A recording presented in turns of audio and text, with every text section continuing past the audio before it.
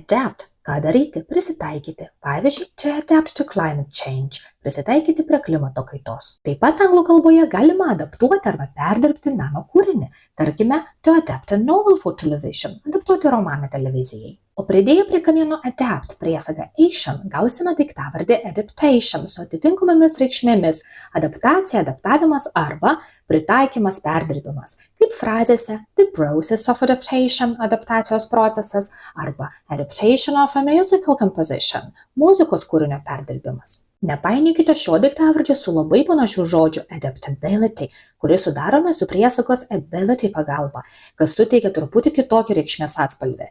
Pritaikomumas, prisitaikomumas, prisitaikymas arba gebėjimas prisitaikyti. Pavyzdžiui, adaptability is vital, prisitaikymas yra gyvybiškai svarbus.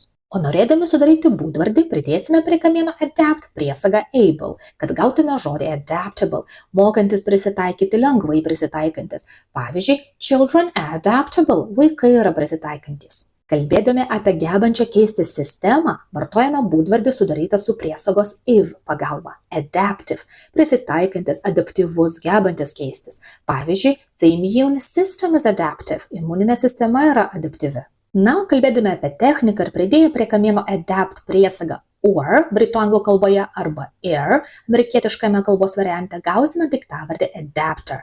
Adapteris sėjiklis. Pavyzdžiui, you need an adapter. Jums reikalingas adapteris. Įsiminti visus žodžius kontekste galite išmokę tokį sakinį. Adaptation takes time, but if you are adaptable and have adaptability, an adaptive tool and a proper adapter can help you adapt. Like and follow!